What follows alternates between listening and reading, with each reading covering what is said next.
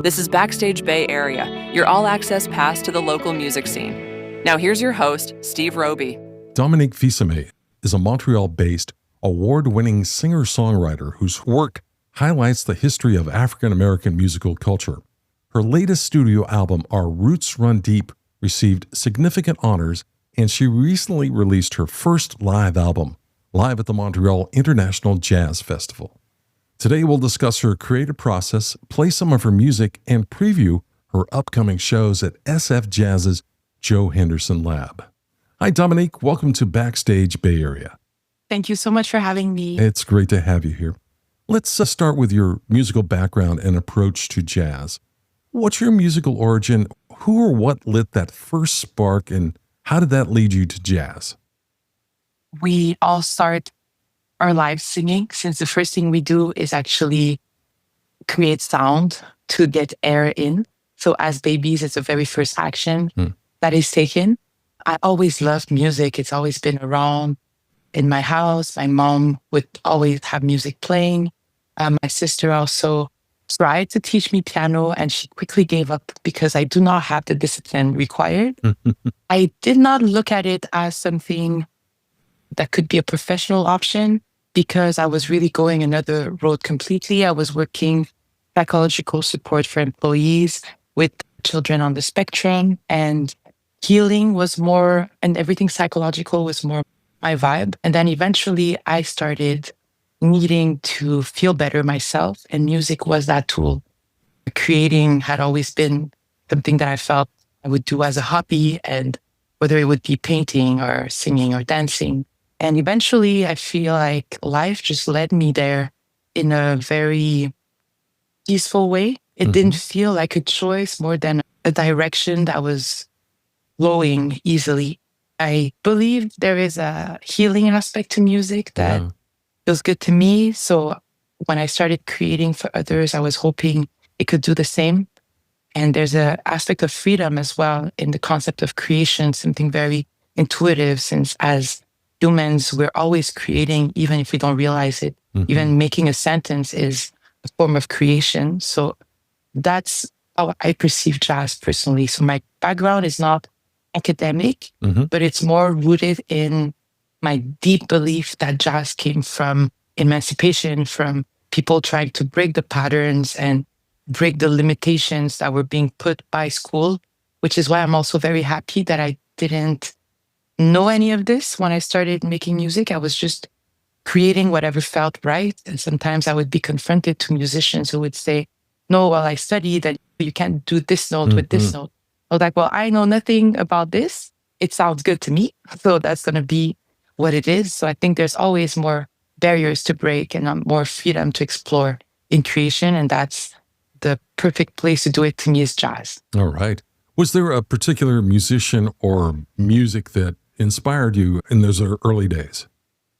I love so many types of music. I do feel like we can connect with every style if we just find the person that makes us connect with that. The same way we can connect with people from all backgrounds, but not everyone necessarily, just someone that we connect with. So musically, from obviously the classics like Nina Simone, Billie Holiday, B.B. King with Lucille. I feel like Lucille was actually a person in my life growing up. That guitar had a sound, it would cry and do all these things. But also Erykah Badu, I even listened to System of a Down, the harmonies in those songs and the passion and the way they sing really hit me very young. Bob Marley, Lauryn Hill, Miseducation was my first album, and it's my favorite still today. All right. So there's a lot of good music out there to connect with, I feel. Yeah. When people call your music jazz, what do you hope they're hearing? Improvisation, lineage, or freedom? Freedom. Freedom. It's the number one. Well, that's what I'm hoping they're hearing, and that's what I'm hoping they're inspired to seek for themselves, because music will leak into our everyday life. Yeah. And this is the ultimate quest, whether it be on a personal level or societal one. So I do believe jazz has this way of vibrating with us in a place that reminds us to seek freedom in all forms. Yes. Let's talk about your current single, Keep On Shining. It feels both intimate and forward-moving, like a mantra set to a groove.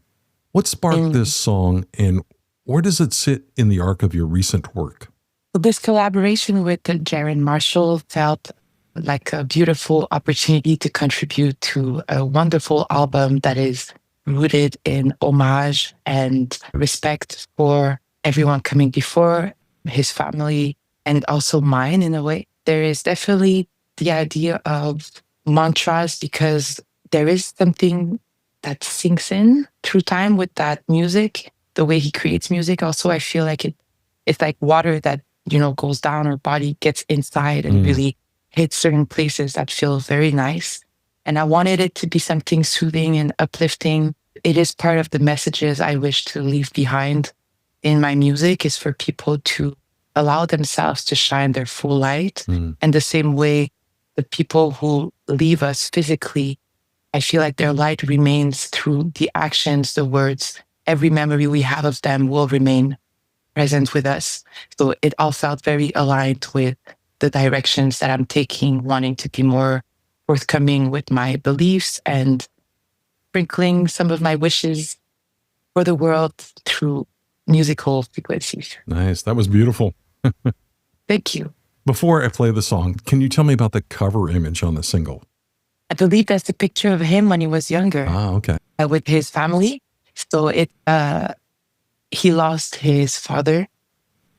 Obviously, it's not a topic I can discuss for him, but Sure. The topic and the way he wanted to approach that and leave an album dedicated to his memory felt very touching.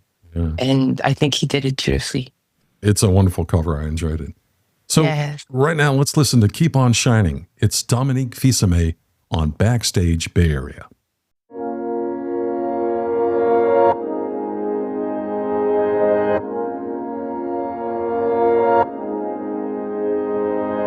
While the sky is falling down, stars just keep on shining.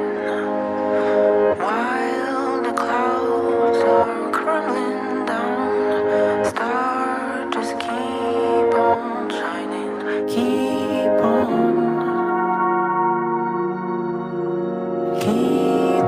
shining. Keep on. You keep on shining, shining, shining. While the sky is falling down, stars just keep on shining. While the clouds are crumbling down, stars just keep on shining. Keep on. Keep on shining. Keep on. You keep on shining, shining, shining. While the sky is falling down, stars just keep on shining. While the clouds are crumbling down, stars just keep on shining. Keep on. Keep on shining. Keep on. You keep on shining, shining, shining. Shine.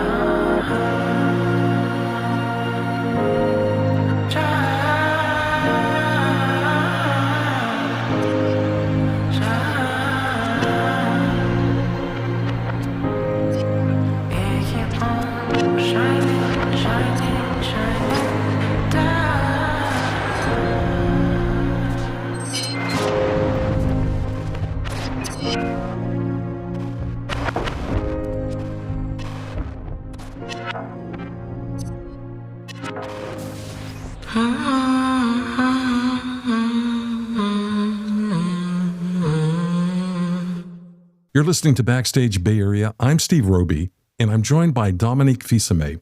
You just heard her performing her new single, Keep On Shining. Dominique, you've described a meditative approach to songwriting, setting intention, listening inward, and letting life experiences surface in the music. What does that look like in practice for you, from the first impulse to, say, a finished song? There is definitely a meditative aspect to even the creation process. I feel like making music puts me in a place that is so freeing, but also so appeasing, that it's always been because it feels good to me at first. There's always this notion of repetition that comes in. I believe there's a link to breathing that comes in as well, like a breath work in a way that is linked with the sound. So it always starts with just a random impulse or random thought or melody that comes in. And then from that place, it's as if I start a meditative process that can last for hours, and I just get lost in that place, and it feels so good. I wish for everyone to explore that side of their brain, because it's a place in the brain that connects the physical world to the emotional one, to the spiritual one, to your soul. In a way, it's that place that gets everyone together. And it just feels amazing. And then later on, I listen and I get to discover, what am I going through?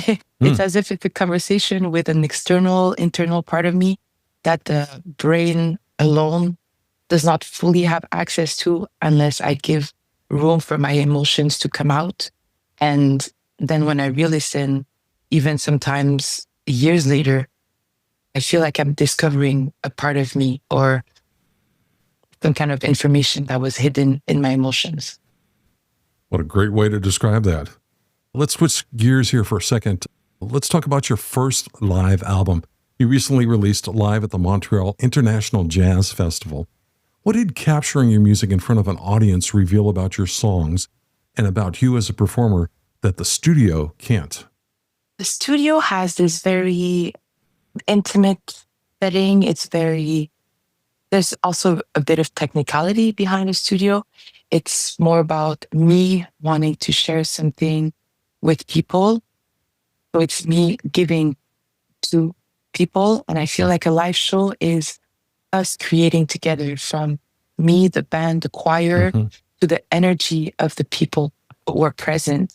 So there's something quite magical about capturing that moment with all its quote unquote imperfections, which actually just become humanity being present and music being able to be organic with every note that is improvised. We know it's only going to happen once. So there's something also about capturing a moment that we know it will never be twice the same. Right. So that's something I really loved. And I felt very grateful that we got to have that show, first of all, and keep a memory of that one specifically, since the Montreal International Jazz Fest has been a supporter and a trooper for all my albums since the beginning. So it was a very special moment, and I'm glad it's on the vinyl now. Yeah, that's great. Before we play the track, what images and message are in the heart of the song, Our Roots Run Deep? Our Roots Run Deep, the whole album itself, and this song specifically, were inspired by nature. It's also linked, the green color is linked to the heart chakra. So it felt like a good starting point for the new trilogy. Me having my heart a little more open and sharing the messages and the lessons that I keep learning from my plants. I feel like nature, we talk about it like it's disconnected from us, like we're not part of nature, when really we are just one other organic part of it. There's two things that really stayed with me. It's the notion that in a forest, all the trees that we see, we used to look at them as separate and analyze them separately until a few decades ago, they realized that underground, all the roots are actually connected and they are talking to each other, feeding each other, having the older ones feeding the younger ones. This felt like a clear metaphor for the way we are connected as a society, as humans, and that our ancestors are also feeding us their knowledge, their light, their energy, and allowing us to grow and to blossom properly. So it was a way to thank those ancestors and to remind us that we are all connected, even if we can't see it with our eyes, the same way we can't see the roots underground doing all that talking and that connection is the same. We just haven't had the science to back it up yet, which doesn't make it untrue. And I also learned from my plants that when we plant a seed, we're just so excited when we see a little leaf. We give it water, we give it love. And I wish we could have the same patience and care for ourselves as people and as a society to just give ourselves the things we need, such as water and light, and rejoice for the little, celebrate all those wins. Even if they're a tiny little leaf, we cannot expect to be a tree tomorrow. And that's what I was hoping to transmit through that album and through that song. Absolutely. Well, let's listen to Our Roots Run Deep, recorded live at the Montreal International Jazz Festival. This is Backstage Bay Area.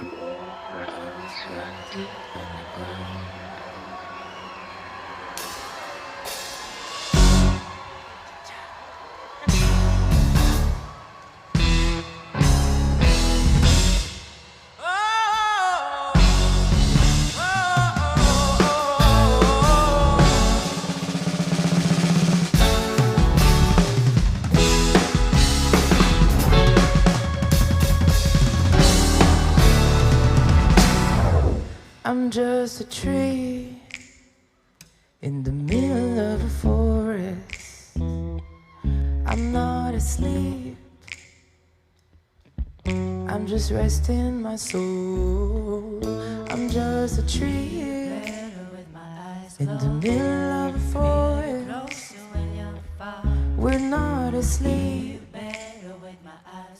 we're just resting our souls. Our roots run deep underground. Our roots run deep underground. Our roots run deep underground. Our roots run deep. Our roots run deep underground. Our roots run deep underground. Our roots run deep underground. Deep, deep under. Under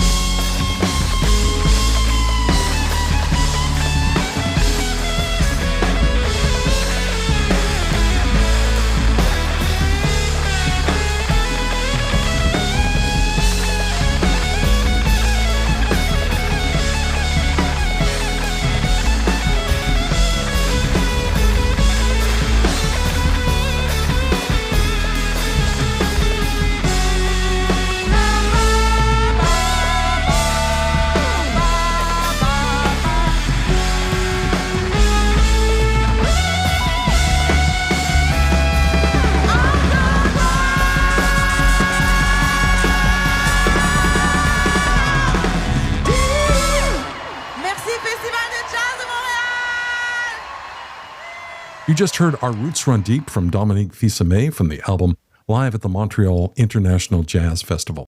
Dominique Fils-Aimé is my guest today. Let's talk about your upcoming shows at San Francisco Jazz. So excited. You're headed to SF Jazz's Joe Henderson Lab. It's an intimate, acoustically precise room. How do you adapt your layered vocals, use of space for a small room like the Joe Henderson Lab so each layer is clear? Great privilege that I have is to be surrounded by beautiful musicians. And when it comes to the live show, a difference from the album is the fact that instead of layering my voice so much, I give them some of my parts. So they're the ones who are going to play some of the repetitive looping that is present in the albums. And also they contribute to the music just being better because they get to kind of make it their own. They put a twist to it. They allow themselves to also explore different roads and directions with those lines that I created, which makes it more of a us music rather than my music when I'm the one writing alone. Right. Also, there is a bit of looping because I have a looper now, but it's very sparse so that there is more room for the musicians to contribute.